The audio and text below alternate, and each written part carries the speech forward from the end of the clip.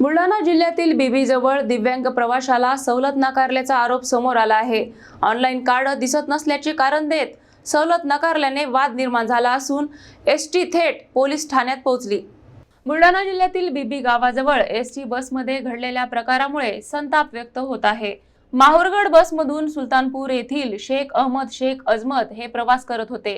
ते दिव्यांग असून त्यांच्याकडे अधिकृत दिव्यांग ओळखपत्र असल्याचा दावा त्यांनी केला आहे। मात्र बसच्या वाहकाने ऑनलाईन प्रणालीमध्ये कार्डची नोंद दिसत नसल्याचे सांगत त्यांना सवलत देण्यास नकार दिल्याचा आरोप प्रवाशाने केला आहे। या घटनेमुळे बसमध्ये वाद निर्माण झाला आणि प्रकरण थेट पोलीस ठाण्यापर्यंत पोहोचले। दिव्यांग प्रवाशाला नाहक मनस्ताप सहन करावा लागल्याचे सांगण्यात येत आहे। संबंधित वाहक विष्णू वाघ नांदगाव डेपो यांनी आपली बाजू मांडत ऑनलाईन पडताळणीमध्ये अडचण असल्याचे सांगितले। दरम्यान या घटनेनंतर दिव्यांग प्रवाशांच्या सवलतीबाबतची प्रक्रिया, ऑनलाईन प्रणालीमधील त्रुटी आणि प्रशासनाची भूमिका यावर प्रश्नचिन्ह उपस्थित होत आहेत। पोलिसांकडून पुढील चौकशी सुरू आहे। मालेगाव ते माहुरगड बसमध्ये मला जायचं सुलतानपूरला, परंतु माझं हे अपंगाचं कार्ड आहे ओरिजिनल, याला मी अपडेट केलेलं आहे। 8 दिवस झाले, याची 8 दिवसाची मुदत दिलेली आहे मला।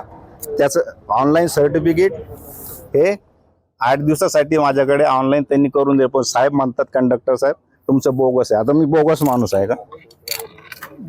आणि याला पर्यायी व्यवस्था काय? सामान्य लोकांची परवडू राहिली सारी याच्यामध्ये। एखादा म्हातारा माणूस असला, वृद्ध माणूस असला, अपंग असला, अंध असला, त्यांनी कुठे जायचं नाही, उतरून नाही दिलं त्यांनी। मीच म्हटलं त्यांना पोलीस स्टेशनला घेऊन या, कारण ते सॉल्व्ह करतील आपला काय प्रॉब्लेम। त्यात कंडक्टर साहेबाचा गुन्हा नाही, त्यांनी स्कॅन केलं, माझं स्कॅन होत नाही, ओरिजिनल आहे, माझ्याकडे सर्टिफिकेट आहे। त्यांचंही बिचाऱ्याचं नुकसान नाही करायचं मला या कार्डाला पर्यायी व्यवस्था काय आहे?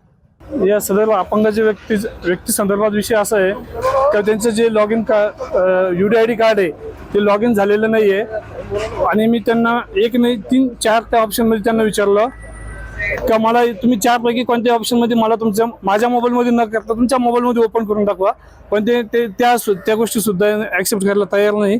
आणि माझ्या मोबाईलमध्ये त्यांना लॉग इन केलं, पण ते लॉग इन होत नसल्यामुळं मला नाईलाजानं मी त्यांना विनंती केली का तुम्ही फुल तिकीट घ्या, पण ते त्या गोष्टीला ऐकलं गेलं नाही। त्यांनी रिक्वेस्ट केली की मला पोलीस स्टेशनला गाडी घ्या। त्यांच्या विनंतीवरून मी पोलीस स्टेशनला एक गाडी घेतली। मी त्यांना कुठल्याही प्रकारचे आवाजच्या भाषा वापरली नाही किंवा त्यांना कुठे मध्यंतरी उतरून दिलेले नाही।